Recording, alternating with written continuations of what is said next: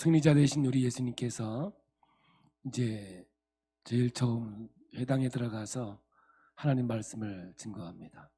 사람의 권세가 아니라 하나님의 권세를 가지고 말씀을 증거할 때 거기에 귀신 들린 자가 외칩니다. 당신은 하나님의 거룩한 자니이다. 이 귀신이 외치는 이 소리는 예수가 하나님의 아들인 것을 알고 하는 것이 아니라 그저 신적인 존재인 줄 알고 그 신에게 제사 지냈던 소문, 하나님은 거룩한 자신이다. 바로 제우스 신에게 드렸던 그 제문을 가지고 예수님에 대해서 이야기를 합니다. 왜 마가복음에는 예수님의 첫 번째 공생애를 시작하면서 회당에 들어가 말씀을 전파하며 이 귀신을 내쫓는 이야기를 시작을 하느냐 하면, 오늘날도 그렇지만 이 예수가 나를 위해 죽어주시고 나를 위해서 부활하신 구세주 예수로 하나님께 예배드리는 그 예배의 처소가 되어지고 내가 산 제물이 되어져서 하나님 앞에 드려지는 진정한 예배가 되어야 되는데, 그저 이 주의를 하나님께 드림으로 인해서 예배드림으로 해서 복받기 위한 더난지 또 하나의 예배 행위로 드려진다면, 지금 이 제우스에게 신앙 고백하면서 제물을 드리면서 이 제사를 지내는 것과 뭐 별반 다른 게 있겠느냐 그 말입니다. 저는 목사로서 이 성경을 보고 연구하고 선포하는 자로서 오늘 이 시대에 정말 마지막 때 믿는 자를 보겠느냐 하신 이 예수의 음성이 살아서 내 귀에 내 마음에 들려지는 것 같습니다. 신령과 진정으로 드려지는 예배가 되어야 되는데 그렇지 못하고 있는 오늘의 현실을 보면서 귀신에게 예배 드리는 건지 진짜 하나님에게 예배를 드리는 건지 먼저 이것부터 확실하게 정립해야 된다고 생각이 되어집니다. 오늘도 코로나로 인해서 많은 사람들이 이 유튜브로 예배를 드리는데 가정에서나도 정자세를 갖추고 예배당에서 예배 드리듯이 함께 예배 드릴 수 있는 귀한 예배가 되기를 원합니다. 교회에서 귀신을 내어 쫓고 이제 가정으로 신방합니다. 베드로의 집에를 방문하게 되지요. 이 장모가 열병에 걸렸다지만 분명한 것은 화병에 걸린 거죠. 예수님은 그 여인의 손을 잡아 일으키니 그 화병 걸린 이 베드로의 장모에게 복음을 증거하죠. 그래서 부활의 기쁨이 뭔지, 영생의 기쁨이 뭔지 그에게 말씀을 통해서 역사하는 겁니다.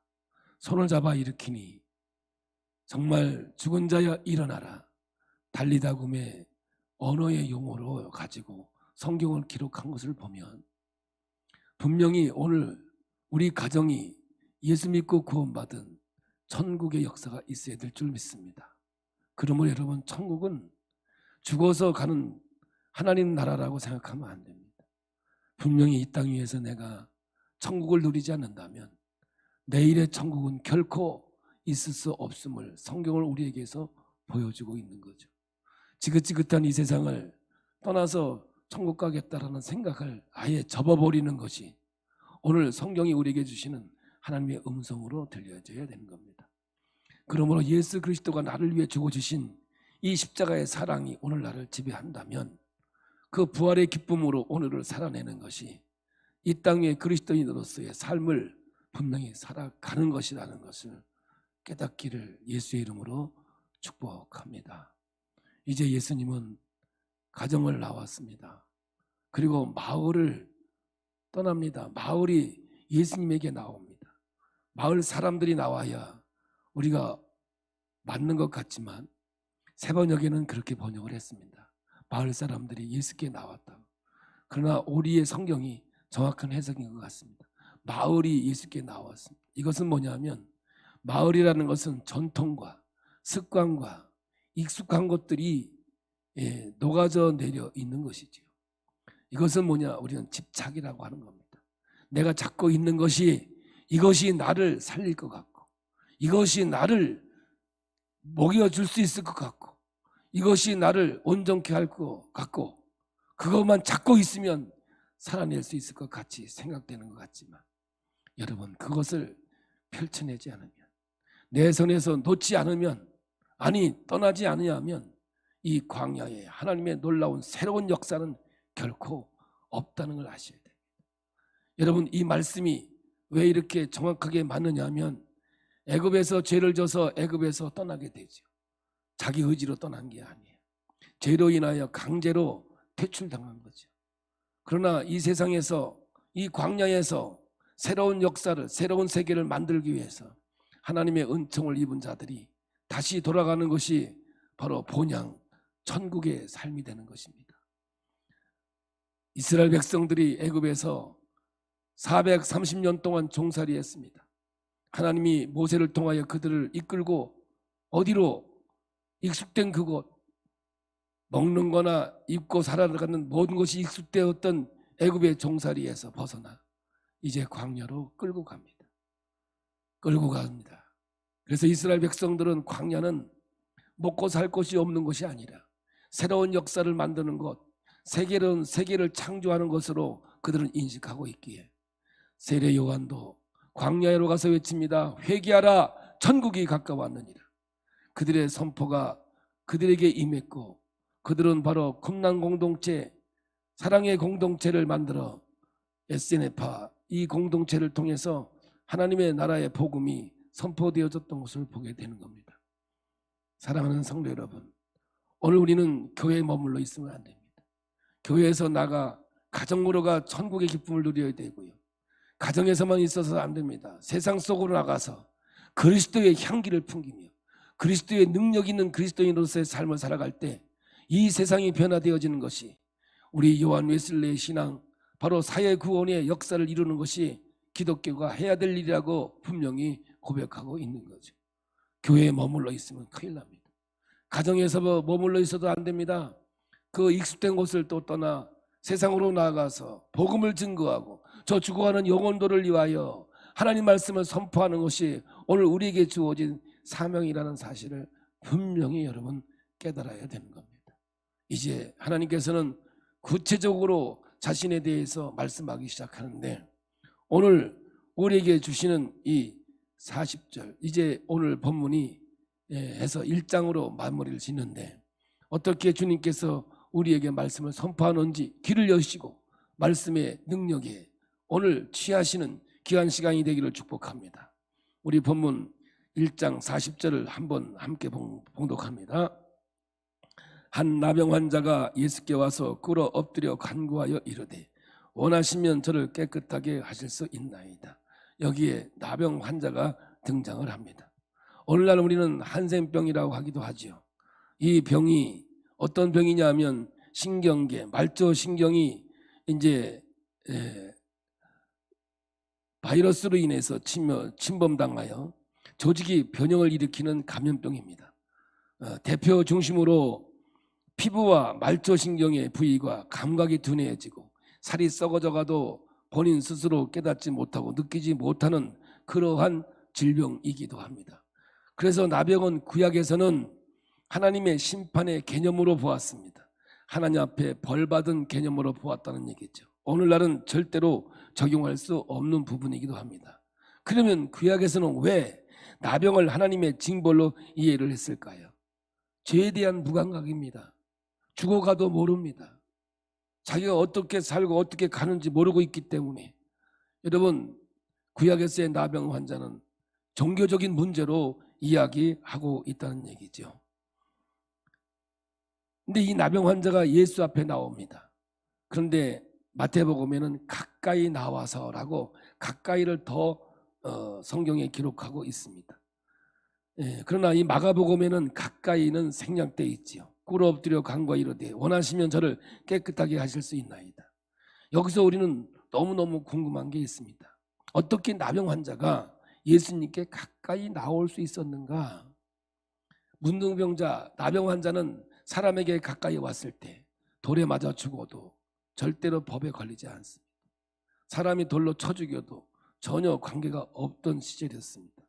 그러면 성경은 성경으로 풀어야 되죠. 어떻게 예수님께 가까이 나올 수 있었을까? 레위기로 가도록 하겠습니다. 레위기 13장 9절부터 11절을 우리 함께 봉독합니다. 사람에게 나병이 들었거든 그를 제사장에게로 데려갈 것이요, 제사장은 진찰할지니 피부에 흰 점이 돋고 털이 휘어지고 거기 생살이 생겼으면 이는 그의 피부에 오랜 나병이라. 제사장이 부정하다 할 것이요, 그가 이미 부정하였은즉 가두어 두지는 않을 것이며. 그러니까 나병이 확진이 되면, 오늘날 같은 얘기는 확진입니다. 확진이 되면 이제 죽은 자로 여겨 가두어 두지 않는다는 거죠. 다른 말로 얘기하면 내버려 두라는 거죠. 왜냐? 그는 죽은 자와 같다는 얘기입니다. 그래서 구약에서는 나병을 종교적 의미로 이해를 했습니다. 여러분, 요즘 시대에는 확진되어지면 가두어 두지는 않을 것이며, 가두어 두지는 않을 것이며 그냥 내버리라는 거죠. 마음대로 살도록 내버려 두라는 거잖아요.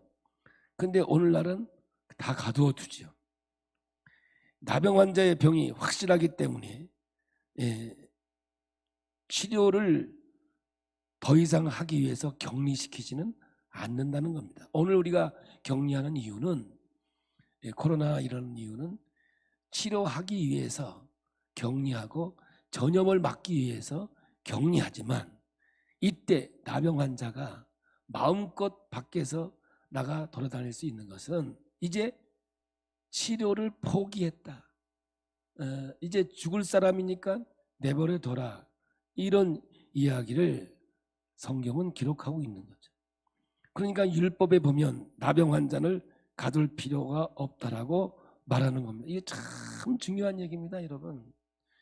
그러니까 이 나병 환자는 죽을 때를 기다리고 있는 자 아니겠습니까? 여러분, 우리의 인류가 걸린 죽음이라는 병의 본질도 동일한 겁니다. 살아있는 것 같지만 그리스도의 보혈의 공로가 아니면 없이는 죽어가고 있는 존재라는 것을 깨닫지 못하는 거예요. 그래서 죄의 본질은 사망 아니겠습니까? 죽음병이죠. 근데 지금 이 나병 환자가 예수님께 가까이 나왔다는 것은 죽음을 맞이할 날만 남은 확정된 자라는 겁니다. 올해 이렇게 확정이 되지 않으면 격리시킨다고요. 근데 더 이상 고칠 수 없는 나병 환자는 밖으로 내버려 뒀습니다. 나가 살도록 내버려 뒀다고요. 어차피 죽은 자니까. 이해가 되십니까? 근데 지금 마가는 이것을 정말 중요하게 들춰내고 있는 겁니다. 우리는 여기서 분명히 깨달아야 될 것이 있습니다. 왜 확진된 자들은 내버려 두었을까? 하나님이 버린 자라는 겁니다. 우리가요, 로마서에 보면 1장에 24절에 보면 그러므로 하나님께서 그들을 마음의 정욕대로 더러움에 내버려 두사 그들의 몸을 서로 욕되게 하셨으니, 그냥 내버려 둔 겁니다. 하나님이 내버려 뒀다는 것은 죽도록 버려뒀다는 겁니다. 오늘 나병 환자가 확진이 되어지면 확진된 상태 전에는 가두어 뒀다니까요. 그러나 확진이 되면 내버려 두었습니다.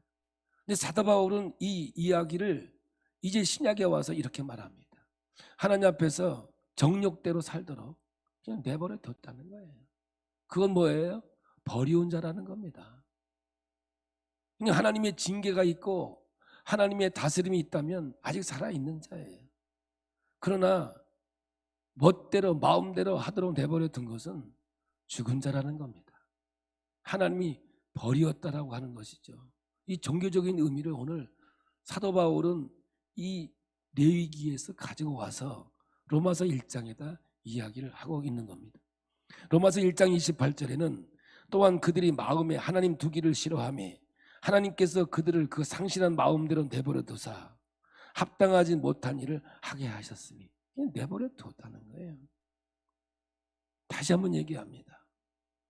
이 나병 환자가 확진되기 전까지는 제사장에 가서 보여서 확진되기 전까지는 격리를 했다니까요. 그러나 확진이 되면 그냥 내버려 뒀다니까요. 그래서 오늘 여러분, 이 나병 환자가 예수님께 가까이 왔다고 하는 것은 버려진 자라는 거예요. 세상에서는 더 이상 희망이 없이 죽어있는 자였다는 거예요. 이거를 주님께서는 지금 우리에게 말씀하고 있는 것이죠. 그래서 오늘 여러분, 인생을 살아가면서 때로는 고통이 있고 아픔이 있다는 것은 아직까지는 살아있다는 겁니다.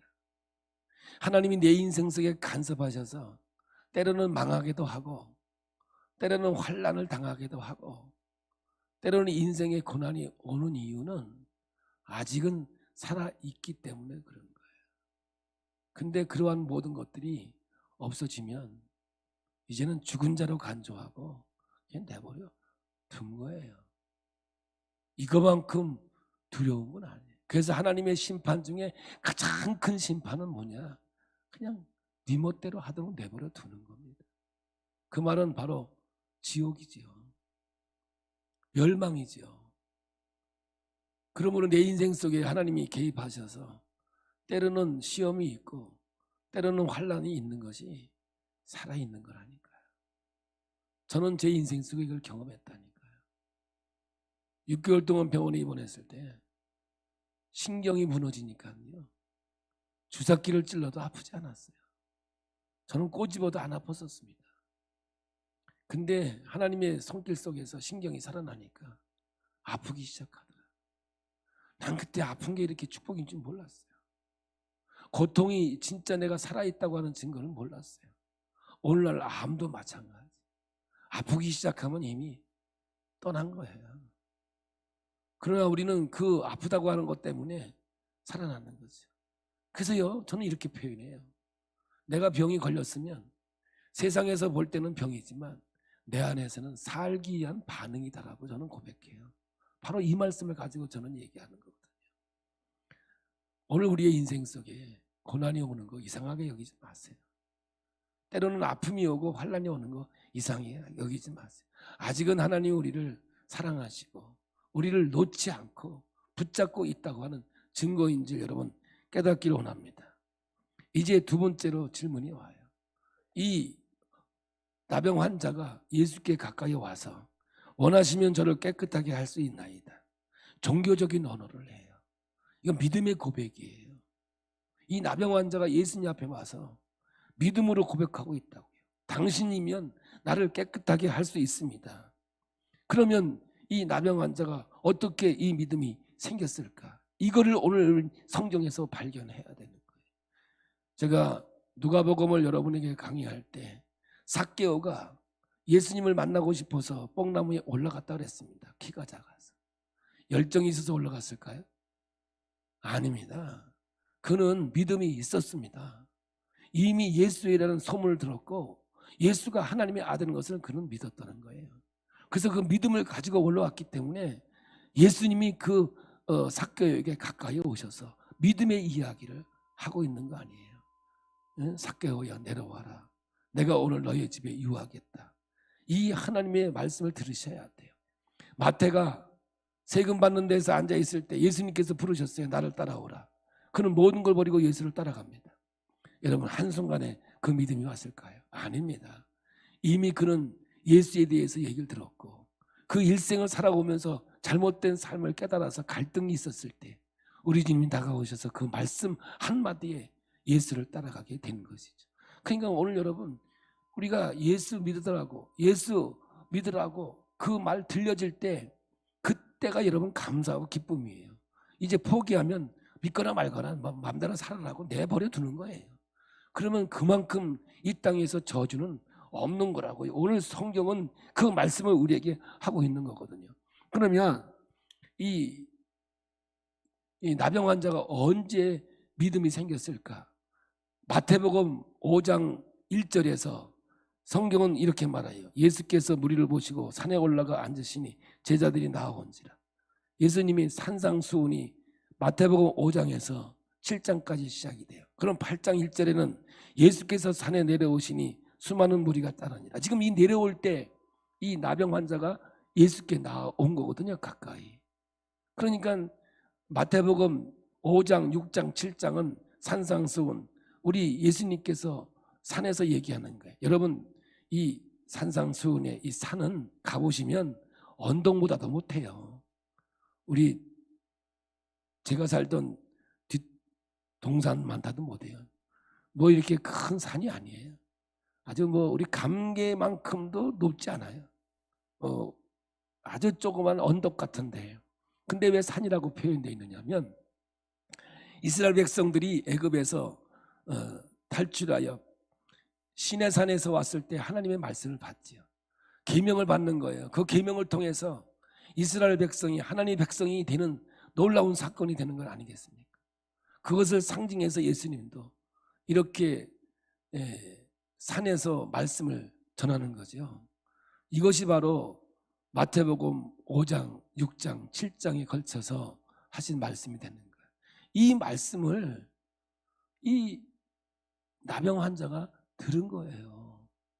그 말씀을 듣다가 뭐가 생겼느냐? 믿음이 생긴 거예요. 믿음은요, 들음에서 나거든요. 말씀을 들어야 믿음이 생기는 거거든요. 말씀을 듣지 않으면 믿음이 결코 생길 수 없어요. 마태복음 8장 2절에서는 한 나병 환자가 나와 전하며 이르되 주여 원하시면 저를 깨끗하게 하실 수 있나이다. 마태복음은 8장 2절에 나오거든요. 오늘 말씀이 마가복음에는 1장 40절에 나오지만 마태복음 8장에 나온 산에서 내려올 때 이 산상수훈을 통해서 말씀을 들었다는 것이죠. 이 말씀을 듣고 믿음이 생긴 거예요. 로마서 10장 17절에 그러므로 믿음은 들음에서 나며 들음은 그리스도의 말씀으로 말미암느니라 이렇게 얘기해요. 구약에 보면은 여호수아가 이스라엘 군대를 이끌고 여리고에 들어왔을 때 구원받은 사람이 한 사람이 나타나요. 그게 누구냐면 기생 라합이었어요. 이 기생 라합이 이스라엘 백성들이 가나안 땅에 들어오는 것을 영접해요. 그래서 그는 멸망당하지 않고 구원받았다니까요. 그러면 이 기생 라합이 어떻게 왜 이스라엘 백성들을 영접했느냐 하면 소문을 들었거든요. 그 말씀을 여호수아서 2장 10절에 기록하고 있습니다. 우리 함께 이 말씀을 봉독해 보도록 하겠습니다.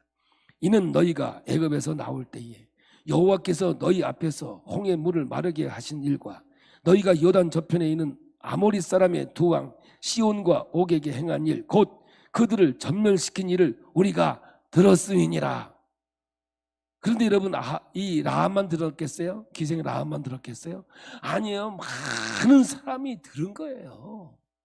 들었지만 믿음이 생긴 거는 이 라합밖에 없었어요. 그래서 이 말씀을 듣고 이 기생이 라합이 이스라엘 백성들을 영접함으로 인하여 구원받은 놀라운 역사를 성경은 기록하고 있거든요. 그러면 여러분 말씀을 들어도요 그것이 믿음으로 내 마음에 느껴지는 것이 이게 은혜란 말이에요. 듣는다고 다 느껴지고 경험되어지는 게 아니에요. 들어질 때가 있다고. 들어질 때가 말씀이 내게 들어질 때가 있어요. 이 들어질 때가 언제냐면 우리는 산상수훈을 좀 한번 살펴봐야 돼요. 마태복음 5장 3절에 심령이 가난한 자는 복이 있나니. 여러분 이거는요 진짜 이 생각을 깨트리는 하나님의 소리예요. 심령이 가난한 자는 복이 있나니 천국이 그들의 것임이요. 여러분 누가복음에는 6장 20절에 산상수훈이 나와요. 예수께서 눈을 들어 제자들을 보시고 이르시되 너희 가난한 자들은 복이 있나니 이랬어요. 그래서 얼뜻 보면 물질이 없어서 경제적으로 가난한 자라고 생각할 수가 있어요. 그러나 마태복음에는 분명히 심령이 가난한 자라고 이야기하고 있거든요. 그러면 심령이 가난하다는 뜻이 뭐냐? 이 나병 환자가 이 말씀을 듣고 믿음이 생겼으니 한번 우리가 좀 살펴봐야 되지 않겠습니까? 사전적으로 보면 내 안에 나를 의롭게 할 아무것도 없다는 존재를 깨닫는 것, 이게 심령이 가난한 자라고 기록되어 있습니다. 이 표현의 배경은 사실 이사야 6장의 말씀을 배경으로 심령이 가난한 자라고 말씀하고 있는 겁니다. 가난한 자에게 복음이 선포되어지고 슬픈 자에게 위로가 있으며 이렇게 이사야는 기록하고 있거든요. 사실 이 말씀은 누구한테 한 거냐면 포로들에게 한 거예요. 바벨론 포로들이 잡혀가서 중노동을 합니다. 그리고 아무런 희망이 없습니다. 소망도 없고요. 노예의 삶을 살고 있는 이들에게 스스로 생각하기를 구원할 능력도 없고 구원할 자격도 없고 매일 처절하게 깨닫는 포로의 삶이었단 말이죠. 그래서 이들은 생각하기를 이러다 여기서 죽는 것이다. 희망이 없다. 여러분, 이것이 마음이 가난해지는 거예요. 그러면 마음이 가난한 자는 어떻게 마음을 갖고 있습니까? 누군가 우리를 위해 우리를 구원할 존재가 필요하구나. 내 의지로도 안 되고 내 능력도 안 되고 아무것도 아니. 그러면 나를 구원할 그 누군가가 필요하구나. 이게 바로 심령이 가난한 자의 모습이에요. 그래서 뒤에 나오는 게 뭐예요? 마태복음 5장 4절에 애통하는 자는 복이 있나니 그들이 위로를 받을 것이요. 여기서 복은 뭐예요? 너는 좋겠다. 이거예요. 뭐가 좋은 건 줄 아세요? 오늘 성경에서 얘기하고 있는 것은 내 의지로도 안 되고 내 능력으로도 안 되고. 여러분, 구약 성경은 뭐예요? 성령으로만 가능하다고 선포하고 있지만 오늘 여러분 내 인생 속에서 복이 뭔 줄 아세요? 복이 성경은 뭐예요? 참 너는 좋겠다. 참 너는 진짜 좋겠다. 이게 바로 복이라고 하거든. 그러면 심령이 가난한 자는 복이 있다. 이게 너는 참 심령이 가난해서 복이 있겠다. 다시 한번 표현하면 내 능력으로 안 되고 내 힘으로도 안 되고 누군가가 나를 도와줘야만 살 수 있겠다. 이게 복 있는 자란 말이지. 왜 그런 줄 아세요? 내 힘으로 내 능력으로 인생을 살아봐야 마지막은 끝은 아무것도 없는 거예요. 내가 아무리 많은 것을 가지고 소유했다 하더라도 내가 아무리 이 땅에 권세를 누리고 아무리 내가 이 세상에서 마음껏 살 수 있는 능력이 있어도 끝은 아무것도 없는 거거든요. 그런데 여러분, 내 능력으로도 안 되고 내 힘으로도 안 되고 누군가가 나를 도와줘야만 살 수 있는 존재로구나. 이게 너는 참 좋겠다. 성경은 이 말씀을 우리에게 하고 있는 겁니다. 그러니 애통하는 자예요. 심령이 가난함이 애통으로 나오게 되는 거죠. 이 애통도 포로들이 내 자신이 파산된 존재임을 깨닫고 터뜨리는 애통함이거든요. 그래서 심령이 가난한 상태와 애통하는 상태에서 시선이 누구에게로 향할 수밖에 없습니까? 당신은 내 나병 환자를 고칠 수 있습니다. 나를 원하시면 깨끗하게 할 수 있나이다. 이 믿음의 고백이 나오는 거예요.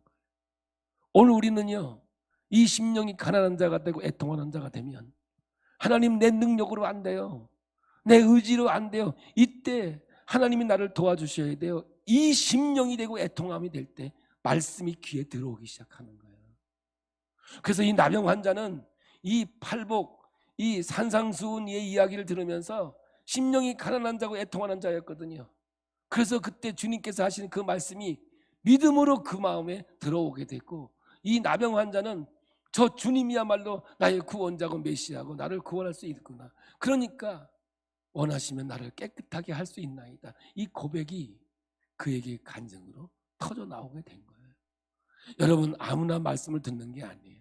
기생 라합은 인생의 고통과 아픔 속에서 인생을 살았을 거예요. 근데 그 소문이 그냥 지나가는 소문으로 들려진 게 아니에요. 나가 살게 하는, 나를 복 있는 자로 만드는 소문으로 들려지게 된 거예요.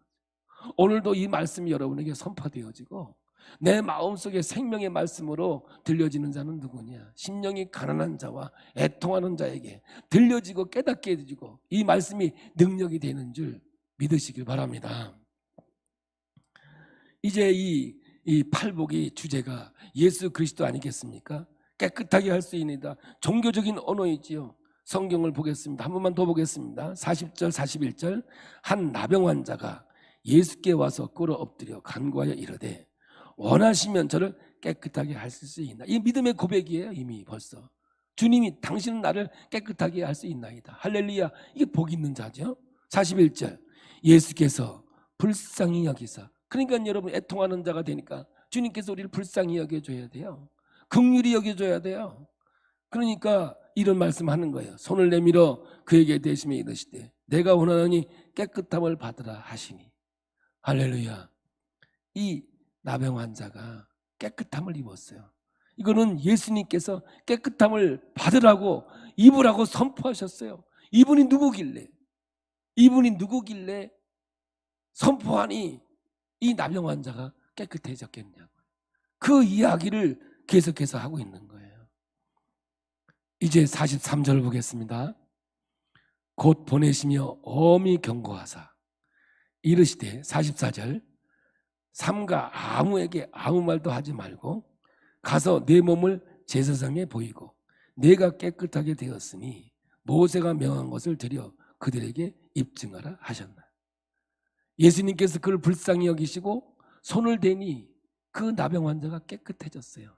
병이 나았다 그 말이죠. 이 사람이 누구길래 손을 대니 이 나병 환자가 깨끗해졌느냐 이 말이에요. 그러니까 예수님께서 이 나병 환자에게 말하는 거예요. 이제 가서 누구에게 가요? 모세에게 가라는 거예요. 모세에 가서 모세가 명한 것을 드려 이제 네가 깨끗했음을 확증받으라는 거예요. 구원받았음을 이제 확증받으라고 말하는 거예요. 그러면 모세를 통해서 말하고 있는 드려지는 제물이 뭔가? 우리가 이제 그걸 알아야 이분이 누구인 줄 알 수 있어요. 그 제물이 뭔 줄 알아야 구체적으로 예수가 어떤 분으로 이 땅에 오셔서 어떤 일을 행하시는지 알 수 있을 거 아니에요. 레위기 14장 1절부터 우리 함께 보겠습니다. 예수께서 모세에게 말씀하여 이르시되 나병 환자가 정결하게 되는 날의 규례는 이러하니 곧 그 사람을 제사장에게로 데려갈 것이요 제사장은 진영에서 나가 진찰할지니 그 환자에게 있던 나병 환부가 나았으면 제사장은 그 정결함을 받은 자를 위하여 명령하여 살아있는 이 제물이야 이게 정결한 새 2마리와 백향목과 홍색 실과 우슬초를 가져오게 하고 제사장은 또 명령하여 그 새 하나는 똑같은 새예요. 하나는 흐르는 물 위에 질그릇 안에서 잡게 하고 여러분 질그릇입니다. 성경에서 얘기하고 있는 질그릇. 여러분 토기장이는 하나님, 우리는 질그릇이에요. 질그릇으로 이 땅에 예수님께서 오셨다는 것이죠. 하나는 질그릇 안에서 죽여버립니다. 잡았어요. 자 6절입니다. 다른 새는 산채로 가져다가 백향목과 홍색실과 우슬초와 함께 가져다가 흐르는 물 위에서 잡은 새의 피를 찍어 나병에서 정결함을 받은 자에게 7번 뿌려 정하다 하고 그 살아있는 새는 들에 놓을지며. 그러니까 한 마리는 죽이고 한 마리는 그 피를 찍어서 발라 들에 나가 자유롭게 살도록 해방시켜 주라는 거예요. 여러분 이 2마리의 새는 똑같은 새입니다. 우리 예수님이 손을 대니 이 나병 환자가 깨끗해졌습니다. 이 2마리의 새를 모세가 명한 대로 하나님께 드리라는 것은 깨달으라는 거예요.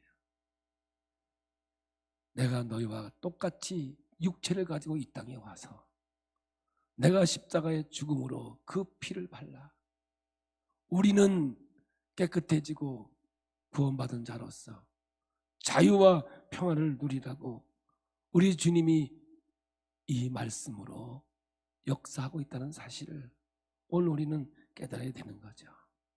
이게 얼마나 아름다운 하나님의 말씀인지 이 말씀을 가지고 구약에 있는 레위기에 있는 말씀을 가지고 시편 기자가 너무너무 감동이 돼서 시편 84편 1절에서 4절에 이 말씀을 기록해요.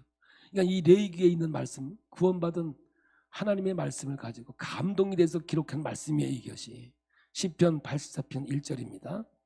만군의 여호와여 주의 장막이 어찌 그리 사랑스러운지요. 내 영혼이 여호와의 궁정을 사모하여 세약하며 내 마음과 육체가 살아계시는 하나님께 부르짖나이다. 나의 왕 나의 하나님 만군의 여호와여 주의 제단에서 참새도 제 집을 얻고 제비도 새끼들 보금자리를 얻었나이다. 주의 집에 사는 자들은 복이 있나니 그들이 항상 주를 찬송하리이다. 셀라 셀라. 여러분, 이 시편 84편은 이 구원의 이야기를 듣고 너무 감동이 되어져서 기록한 시입니다. 우리가 어떻게 찬송하는 자가 되었느냐 하면 마태복음 8장 20절은 이 말씀을 또 갖다 이렇게 기록하고 있습니다. 마태복음 8장 20절을 보겠습니다. 예수께서 이르시되 여우도 굴이 있고 공중에서도 거처가 있으되 인자는 머리 둘 곳이 없다 하시더라. 이것이 바로 제단에서 예수님이 대신 죽으심으로 우리에게 생명을 되돌려 주신 하나님의 아름다운 언어, 축복의 언어가 되는 거죠. 이것이 레위기의 질서입니다. 한 마리가 죽어 흘린 피를 자유롭게 될 다른 한 마리에게 찍어줍니다. 바로 은총이죠. 내 영혼이 은총 입어 중한 죄짐 벗고 보니 슬픔 많은 이 세상도 전국으로 화하도다. 할렐루야 찬양하세. 내 모든 죄 사함받고 주 예수와 동행하니 그 어디나 하늘나라. 심령이 가난하고 애통하는 자, 내 능력으로도 안 되고 내 힘으로도 안 되고 내가 가진 것으로도 안 되고 나를 도와줄 분이 필요합니다. 나를 깨끗하게 해줄 분이 필요합니다. 이 마음을 가진 자만이 이 말씀이 내 귀에 들려지고 믿음으로 세워지는 것이 산상수훈에서 듣고 나병 환자가 믿음이 생겨 내가 깨끗해질 수 있나이다. 할렐루야. 이미 고쳐준 믿음의 고백을 하고 있지 않습니까? 여러분, 예수님은 이 땅에 오셔서 우리들의 죄를 위해서 십자가에 죽으셨습니다. 우리 주님께서 하신 아름다운 말, 내가 이 땅에 죽으러 왔노라고. 나는 살라고 온 게 아니라 죽으러 왔다고 우리 주님은 말씀하고 있습니다. 예수 그리스도의 보혈의 공로로 우리는 매일매일 새롭게 살 것이며 구원받은 하나님의 백성이 되어서 주의 길을 걸어가는 겁니다. 성경은 예수님은 우리를 위해서 십자가에 죽으셨다고 말하지 않으십니다. 우리를 대신해서 죽으셨다고 말씀하시고 있습니다. 아니, 나를 대신해서 십자가에 죽어주셨습니다. 우리를 위해 죽으셨다면 기독교가 윤리와 도덕으로 변질됩니다.